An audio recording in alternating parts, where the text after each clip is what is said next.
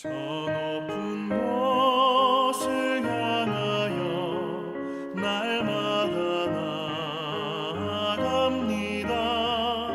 내 뜻과 정성 모아서 날마다 기도합니다. 내 주여 내 맘 붙드사 그곳에 있게 하소서. 그곳은 빛과 사랑이 언제나 넘치옵니다.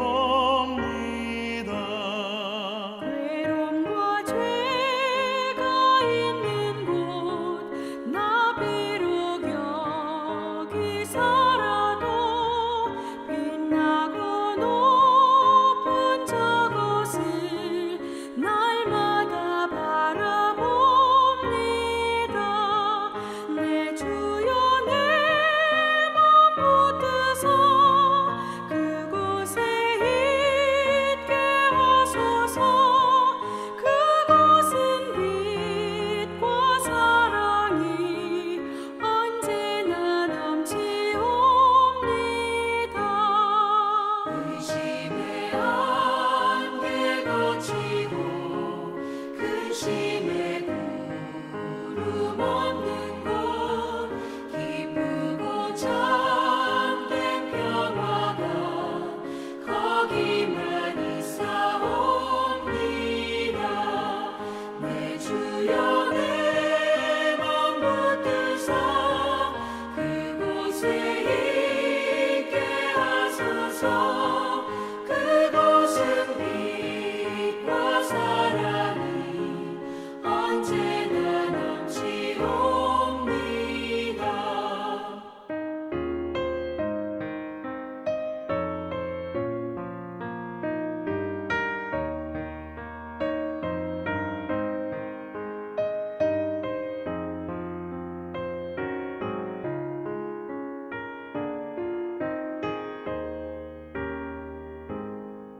험하고 높은 이 길을 싸우며 나아갑니다.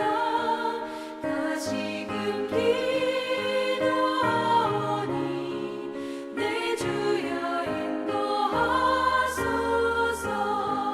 내 주여 내 맘 붙드사 그곳에 있게 하소서. 그곳은 빛과 사랑이 언제나 넘치옵니다.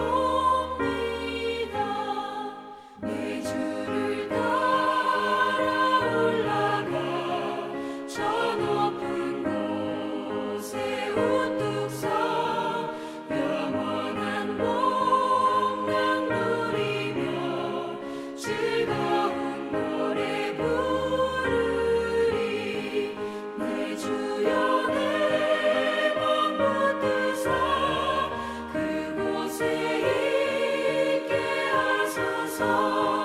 그곳은 빛과 사랑이 언제나 넘치옵니다.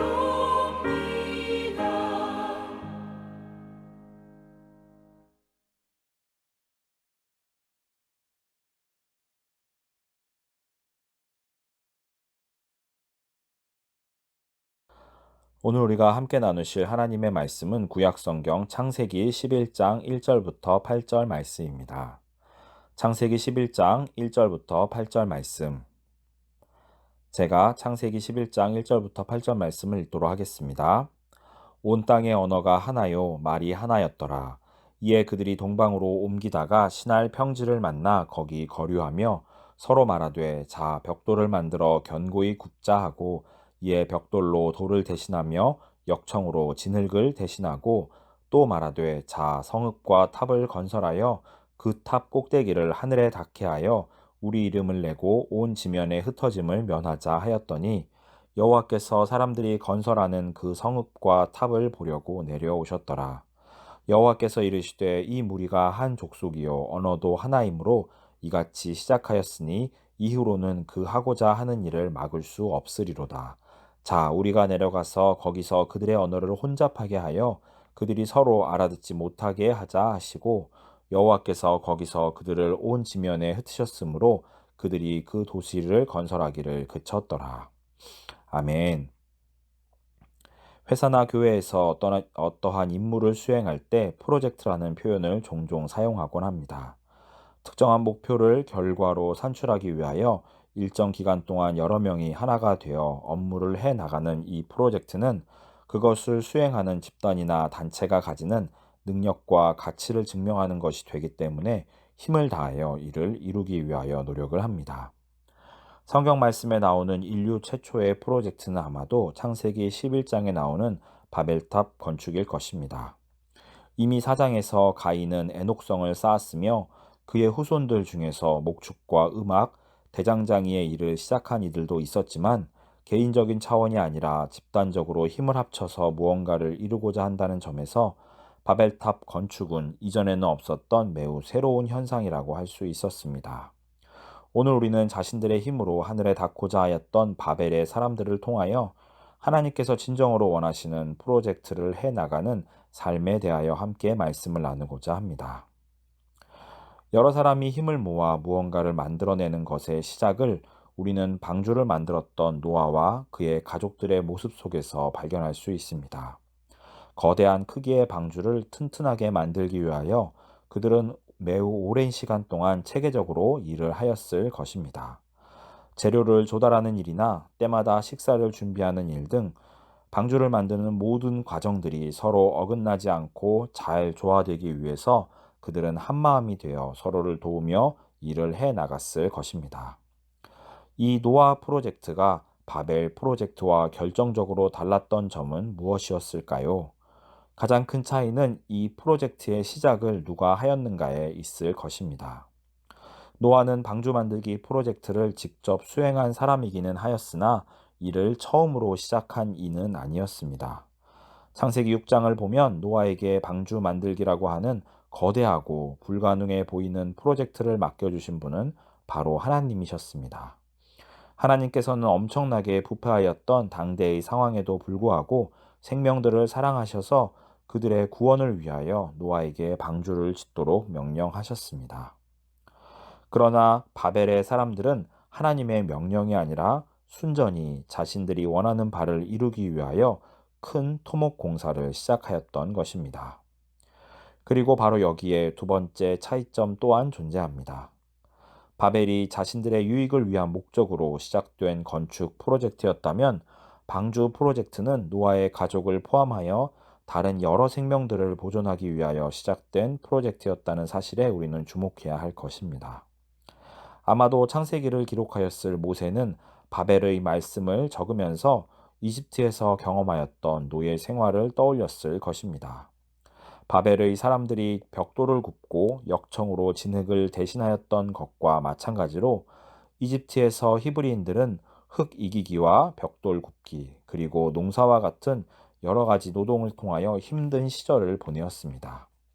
특히 모세와 아론이 파라오에게 가서 이스라엘 백성들을 보내달라고 말을 하였을 때 파라오는 화가 나서 그들이 하고 있었던 힘든 노동의 강도를 더욱더 높였습니다.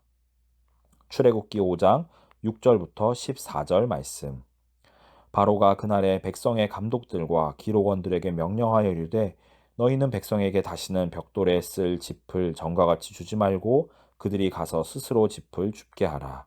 또 그들이 전에 만든 벽돌 수요대로 그들에게 만들게 하고 감하지 말라.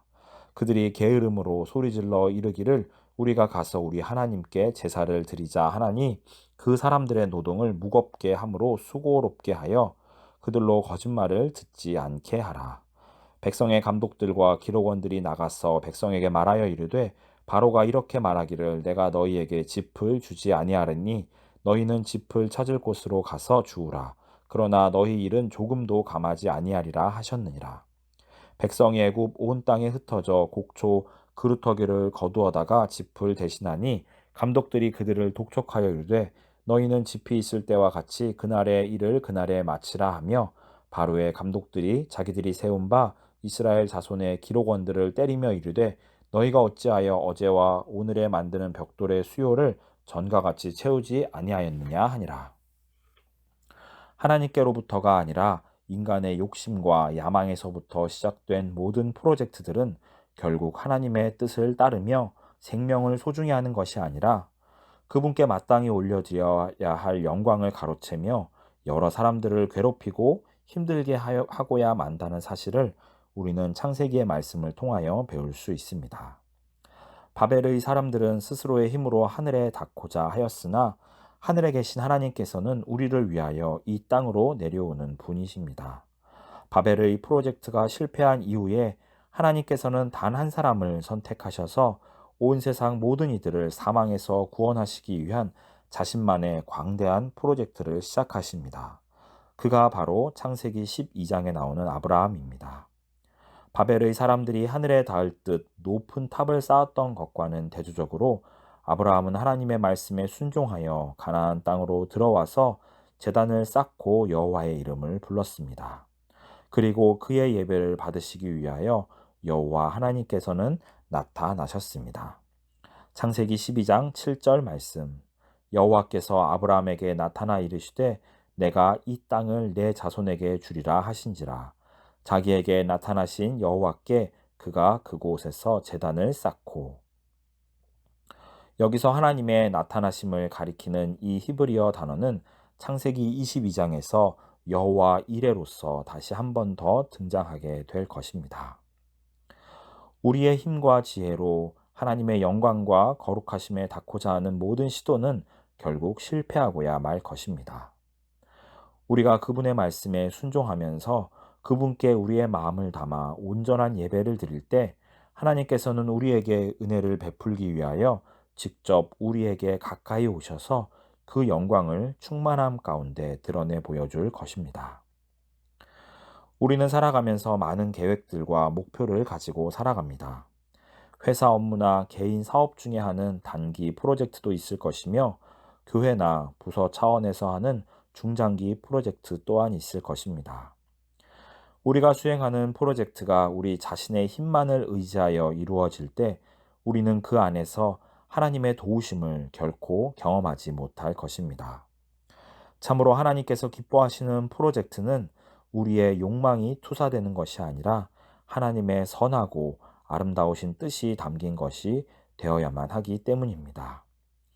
그 가운데 프로젝트를 위하여 희생을 강요당하는 누군가의 아픔이 아니라 순종을 통하여 생명을 살리는 기쁨이 있기를 원합니다.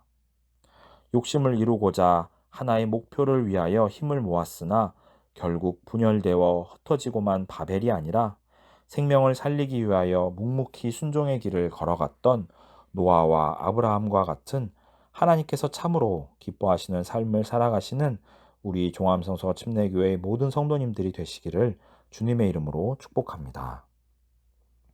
기도하겠습니다.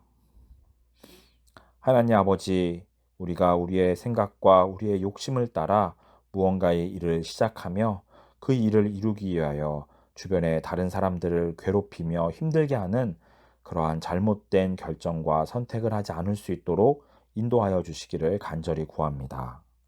하나님께서 참으로 원하시며 기뻐하시는 일을 우리가 시작하며 또한 이루어가는 우리가 되기를 원하며 그 가운데 철저히 하나님의 도우심과 은혜를 의지하는 우리 모든 하나님의 자녀들이 되도록 인도하여 주시옵소서. 오늘 하루를 그리고 이번 한 주를 열심히 살아가야 할 우리 모든 하나님의 자녀들에게 하나님이 주시는 거룩한 지혜와 하나님께서 주시는 능력이 날마다 더하여 충만하기를 간절히 구합니다. 우리의 주님이 되시고 왕이 되시는 예수 그리스도의 이름으로 기도하였습니다. 아멘.